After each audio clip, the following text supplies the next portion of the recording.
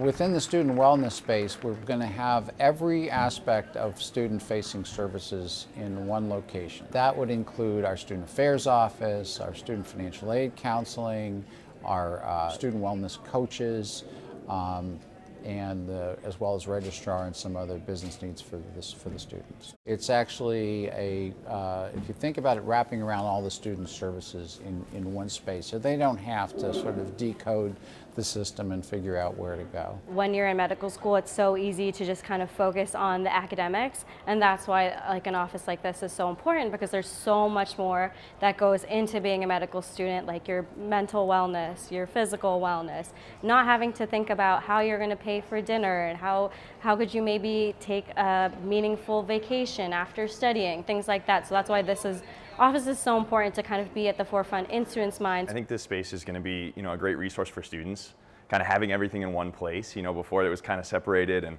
it's nice to now have it consolidated. And I think it'll make students really kind of know where to go if they have any concerns or if anything that they need. It's all right here, which is great. All of our students and our physicians are feeling more stress and less sense of reward in their daily lives.